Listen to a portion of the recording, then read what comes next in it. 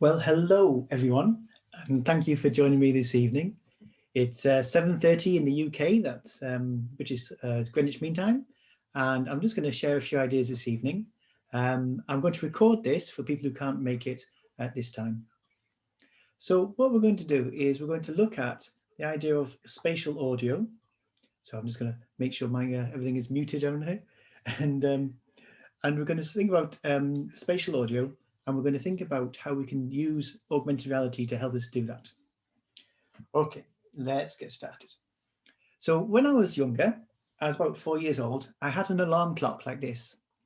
And the alarm clock went off and I held it to my ear to listen to the ring. And then I set off the alarm and I held it to my other ear. And then I held it to this ear. And I repeatedly did that until thankfully it broke. And what it did was it actually damaged my hearing. And for a while I was partially hearing. And that is what we think about is our hearing and how we can listen on two sides and how precious it is to us. So that made me start thinking when I was thinking about this story about sound and about how we hear as well. So how do we hear?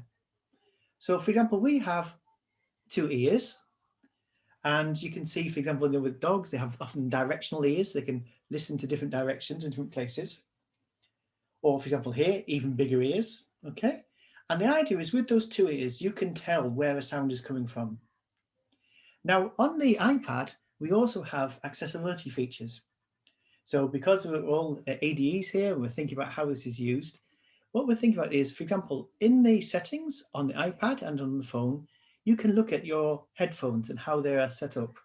So with the AirPods, for example, you can start to say, well, let's listen to the different sounds and fine tune it for each person. So you can actually listen to different sounds and fine tune it. So it's worth a look to have a look at some of those settings in the accessibility there. Also in the accessibility settings is an amazing thing called sound recognition. And what it can do is when it hears a particular sound or it thinks it's heard a particular sound, it can then alert you. So for example, look at the list here. We have things like a cat, a dog, or different appliances, and it can start to listen what's going on and see if it can then play a different sound. Okay, so there's lots of different things in there which you can use. So if you were using a podcast, for example, how could you hear those different sounds and how could you hear where they're coming from? So in a podcast, we often just listen to maybe people speaking, and it's often coming from the same microphone, and it's not really directional. Now, if you were having a conversation with a friend, then what would happen is you would, for example, I'd sit here, you'd sit over there, and another person could sit over there, and you could tell who was speaking because you can hear the direction it's coming from. So again, I was thinking about how can I introduce this to my students and think about how we can do different things with sound. So I thought about a stereo conversation. So we're going to begin using GarageBand here, and then we're going to have a look at Reality Composer to look at that spatial audio. Okay, so we're going to open up GarageBand in a minute. And again, feel free to follow along if you have a device with you there. And for example, you can open up a song and start. And the GarageBand's been updated recently to really take advantage of podcasts. So for example, in that top right-hand corner, you can see there's the plus, there's the four squares, and there's a picture of a microphone with a plus in it. And the idea is that's going to take you straight into recording sounds ideally ready for a podcast. Once you get there, you have your microphone and you can choose, the way you want to record things. And then you can think about how you might organize that. And what I'm going to just demo in a moment is to look at, recording that sound and then think of how we can organize it.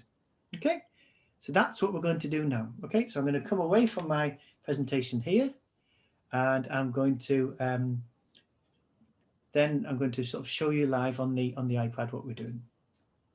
Okay, so if I switch over now to my iPad, I've got a couple of views here. This is my view from above using the camera, so you can see what I'm doing, and also we can change it so you can actually see just the screen share here as well.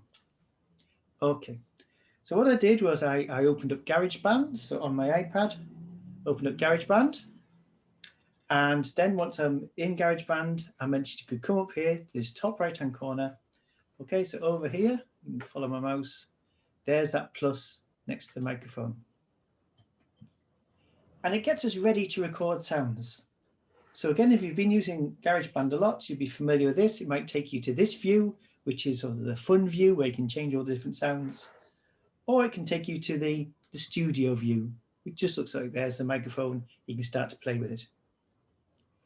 So what we're going to do is we're going to set up a little conversation. And in my conversation, I'm going to say, this is from the front. And then I'm going to say, this is coming from the left. And then this is coming from the right. And then I'm going to come back to the middle and say, this is coming from the front again. Okay, so let's do that. So what I'll do is, if you watch here on the iPad, up here is our track view in GarageBand. And you can see there we've got our first track ready to roll. And there it is. What we can do is if you tap on that, it brings up this menu here. And I can duplicate that track. So I've got 2 tracks. And let's do that again. So tap on that, duplicate, tap on that, and duplicate. So you can see I've got 4 microphones there, 4 tracks I'm going to use. Okay. And if you remember, what I was going to say was, this is from the front, this is from the left, this is from the right, and this is from the front again. So let's do this. I can come up here to my record. Oh, before I do this, I'm just going to check that the metronome is off, because that can sometimes help in terms of counting in for music. But over here in the settings, I can just make sure that the metronome and the count in is off. And I might even just turn that off, just so it goes straight into the recording. There we go. So I've turned those things off. So let's get started. So if I press record, this is from the front. Okay, so I've recorded that one. That's our first track, look, and there it is. And this evening what I've done is I've got my sound coming out from my headphone socket of the iPad, just so you can hear it through a speaker. I thought that's probably the easiest way of being able you to hear the sound this evening. So when I play it, this is from the front. There it is. Okay, good. So again, what I can do there is I can say, right, now I want to do my next track. So this is our next one down. I'll click on it there. And actually, we do a double tap on it. It'll take us back to our view here. Okay, now let's see. Did I get that in the right place? Let's have a look. So what I'd like to do is I'd like to continue from where we were up to there, look. So at the end of that first one where I said this is from the front, I'm going to do my next track from there. So press record. This is from the left. And stop. Okay, and let's have a look. So there you are. There is. This is from the front. This is from the left. And let's move along a bit. And if I tap on the playhead there, I'll let you see this with my hands this time, just so you can see what's going on. Okay, so what I've done is I've come along, I've moved it to where I want it, tapped on the top, say that's where I want to continue. We're going to our third track now. And I'll press the record again. This is from the left. Okay, so nearly there. There's our next one. Okay, so I think I just chopped off the beginning very slightly there. Let's come to the end. And then we're going to do our final track. So I tap on the last one, the fourth one there. And here we go. This is from the left. And back to the front again. I said it wrongly, didn't I? I said this is from the left. Let's see what I've got. So when I come back and listen to it all, I've got this is from the front. That's from the front. This is from the left. That's okay. And this is from the left. Oh, I've made a mistake, haven't I? And back to the front again. Okay, and that's the nice thing. So again, with any of this, we can just, anytime we can just get it, tap on it, and I'll delete that. And what I'll do is I'll just come in here, about there, the third track there, and I can always re-record. This is from the left. And this is from the right. Okay, let's have a look. There we go. So I've got our first bit, second bit, third bit, and then our last bit. So I said I wanted to make it like a stereo sound, so you can actually hear it coming from the different speakers. So this evening on this meeting, you won't be able to hear this, but if you do this on your iPad, and if you have stereo speakers either side, what we've got is, up here is our settings for each of the tracks, the ones which looks like the 3 lines. And in the settings, you can decide which speakers it uses. So It's the one which is this one here called track pan. So our first track here, the track pan, you can see is just nicely in the middle. Our next track, we're going to make that so it's coming out just the left-hand side. Our next track down, we're going to make it so it just comes out of the right-hand side. And finally, the last track back to the middle. So now if you were to listen to this, and if you listen to this on your iPad, what you would hear is the sound coming out from both speakers when it's at this bit. This is from the front. And then you would hear it coming out from the left-hand side. And then you'd hear it come out from the right-hand side. And back to the front again. Back in the middle there. Okay. So what I thought was it's brilliant for our students to experiment with the idea of sounds and sounds coming out left and right-hand sides and fixing where, for example, it would be, where they might sort of organize our different things. Okay. So that's just thinking about the idea of this being the sort of the largest one there. I think that's always a bit better there for the recording. Apologies for the people watching the recording. I should have pinned that to make that a bit bigger and you can see that more clearly. But there we go. So what we have now is our idea of us recording it. So how does that work, for example, now with AR and Reality Composer? So let's see then. So let's share my screen again. Let's go back to our keynote. Okay, and share that. So what I've done is we've talked about using left and right there with GarageBand. And then we've talked about getting that and then thinking, well, we could use our left and right sides. And if you remember, we got that set up our new tracks using the podcast feature, put our microphones on, turned off the metronome, and then recorded it. What we can also do with this is think about reverb and echo.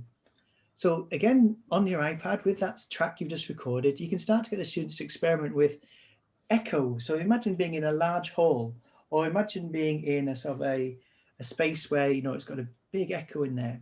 And that reverb and echo are settings where we can start to play around with those sounds, get them to think about if they were recording maybe a spooky ghost story, how could they make it sound more eerie and scary? Okay, so in GarageBand there, you can actually start to adjust those settings and start to think about, you know, changing the reverb and echo settings. Okay, and I'll just show that as we go over to Reality Composer in a moment. So let me just show that again with my iPad here. So let's just see. I'll stop sharing there. And back to my iPad here. If, for example, I pick a track here and go to the settings, what you have is the ability to see it's got sort of down the bottom here, echo and reverb, and you can start to change those around. Okay, let me just show you that again with my hands. Okay, so here, for example, you can start to make more of an echo sound and reverb. Okay, so you've got those settings there where you can start to change them, but also if you go into those master effects, you can really start to play around with things like, if you can see, there's settings like, for example, like different echoes, and then with the reverbs, you can start to look for example, cathedral, chamber, club, a large hall, or a moon dome. Okay, so there's lots of things we can do in there. So we're thinking about sort of sounds, we're thinking about how we can think about that stereo sound. And again, what I wanted to do is think about how can our students experience and start thinking about that in this sort of maybe a real space, and think about that space that they might use. So what we have is, for example, we can think about them using augmented reality for that. So let's have a think.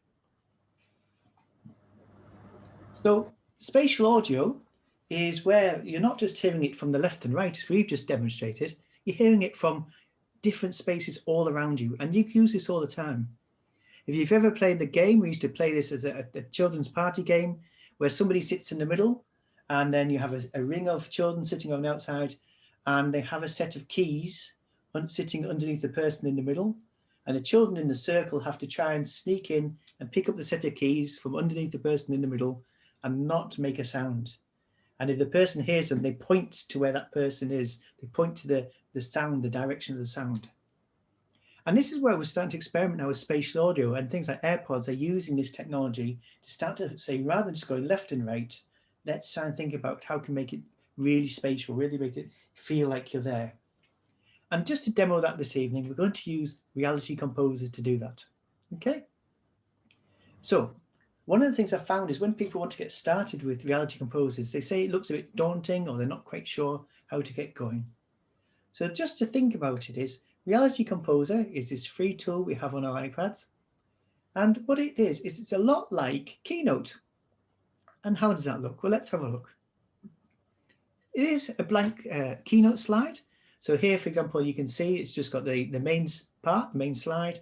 On the left, you can see all of your different slides. And at the top, you can see different controls like the plus, like the paintbrush if you want to change something, or the play button if you actually want to run it. Well, that's very similar to Reality Composer. And if you can see, look, you can see the play button is there. You can see there's a plus button there. And on the left, we've got a paintbrush in Keynote. On the right, for example, we've got a picture which looks a bit like an arrow going to the right with a number of little blue lines around it.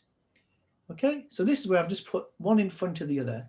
Okay, so hopefully you can see there, you've got the play buttons, you've got a paintbrush on the bottom, but on the top you have that arrow to the right with the little lines around it. And you can also see a plus if you want to add something new to your game or to your scene there.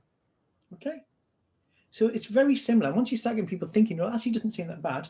What about adding things and deleting things? It's just the same. You add a picture in Keynote, you tap on it, you can change it or you can delete it. Okay, so let's go and have a look at Reality Composer and see if we can just add some sounds and get it moving. Okay. So I shall just stop sharing this one and go back to my iPad now. Okay, so let me swap over to my iPad.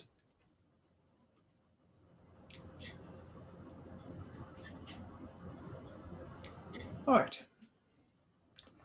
So in our talk, we said, well, we're going to see if you can make a sound using Reality Composer in a minute. So I'm going to demo it first, and then you can decide whether you can do it in a minute or not. So I'm just going to open up Reality Composer. And very similar to Keynote is we come up here to the top right. There's our plus if you want to start a new one. So I'm going to start a new one. There's the plus. And when you open up your project, you're given a choice of what type of anchor or what type of scene do you want to make. And it's a bit like if you're opening up Keynote, you might say, which template do you want to use? You're going to go and choose a template. There's lots of them out there. And sometimes you might say, actually, I don't want a template. I'm just going to go for a very blank, ordinary one. I'm just going to make my own. And that's a little bit like this. These are offering you some templates, some ways of looking at things and how you might use it. So I'm just going to start off. I'm just going to choose this one here, which says horizontal. Okay, just this top one. And let's have a wee look at it.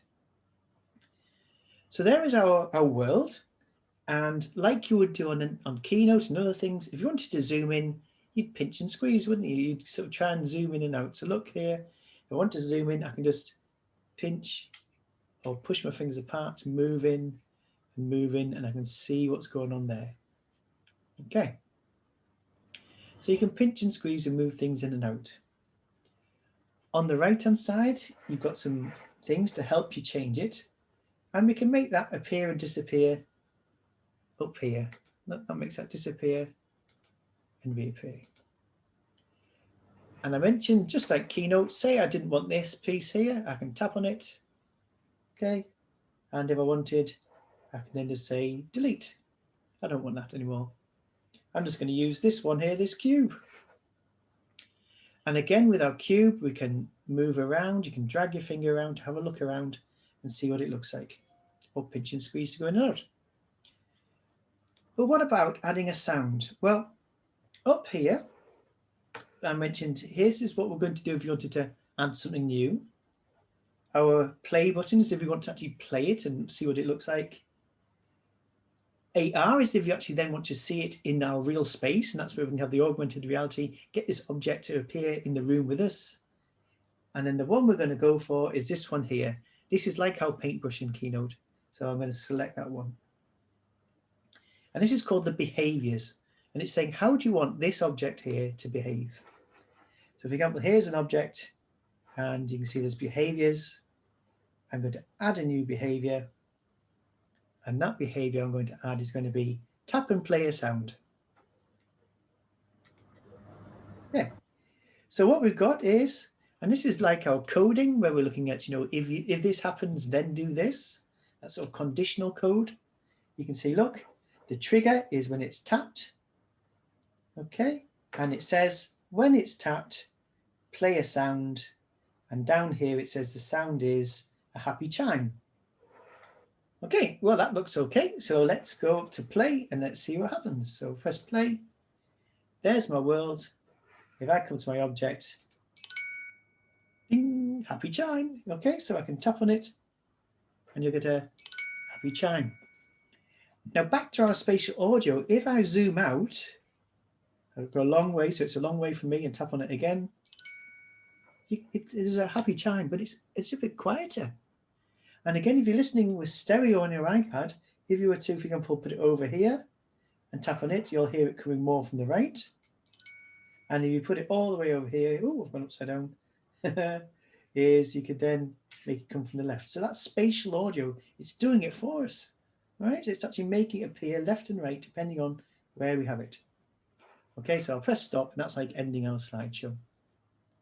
Good stuff. Well, there we go. That's it, isn't it? We've added something and we can make it happen. But what about sound? Well, you could add a new object. And for example, there's lots of different objects in here. I think I shall pick, I'll have a speech bubble, seeing as I'd like some sound. And if you can see here, there's my speech bubble. So remember, that's adding something new. Let's see, I'd like to modify it. So let's go for our little window here.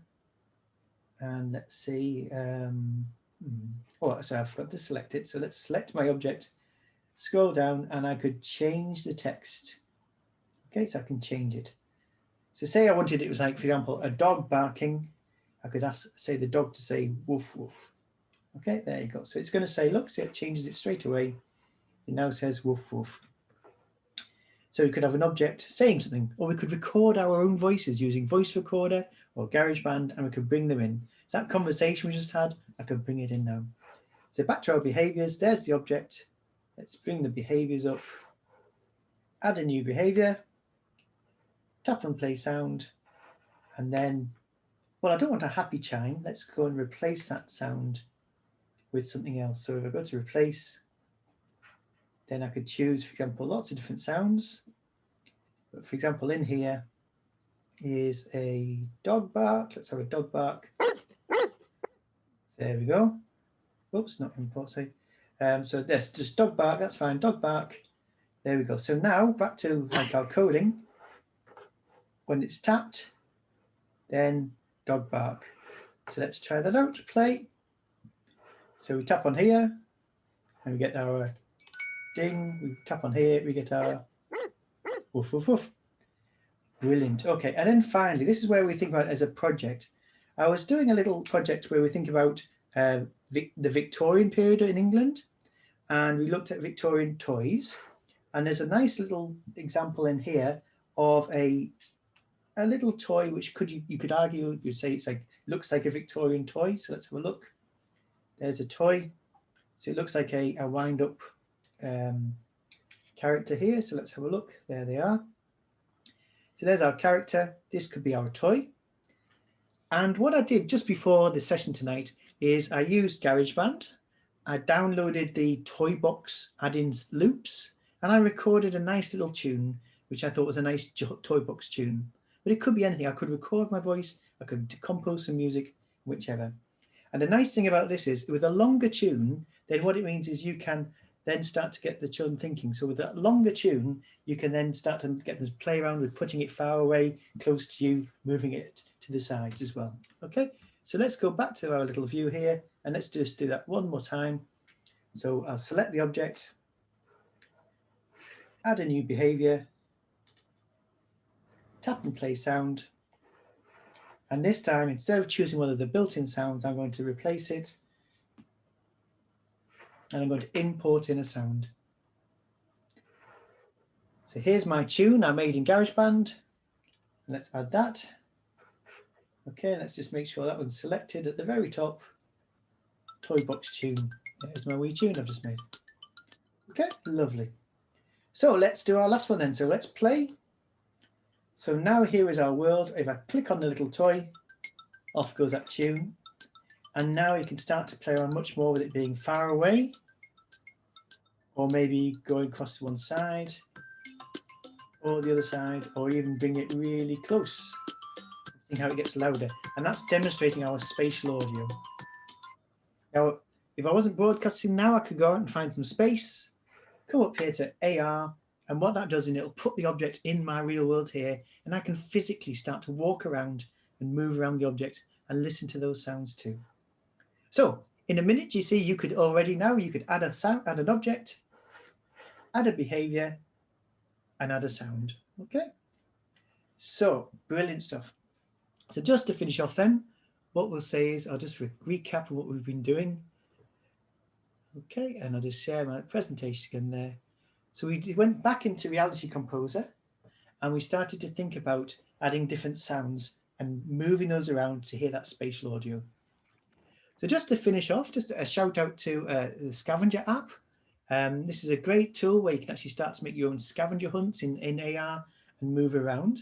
And as I'll be doing some sessions in the future using this. But it's great that you can organize either just a space, which is where you want the children to move around in the space in front of you, or you can actually geolocate to different things and objects there and start to add, for example, think about the sounds and objects in there. And Lindsay Studdard's done some great stuff on this as well, so do check out all her stuff too, including making escape rooms.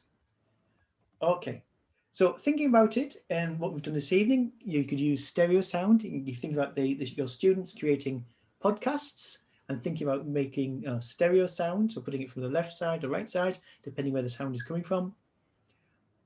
How could we use spatial sound for learning? Well, we could think about physics. You could think about the speed of sound traveling from different distances, how it is amplified, how it amplifies sound.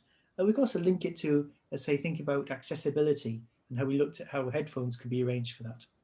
And also in television soon. So, for example, on Apple TV, there was a Beastie Boys documentary which used spatial sound as well. And also you got to think about how can we use that augmented reality there in the curriculum too. So thanks so much for joining this evening, and say there's some ideas in there, thinking about sound, introducing just the quick idea of getting a sound, whacking it into Reality Composer and starting to listen to the space in there. So thank you for joining me this evening. Thanks very much.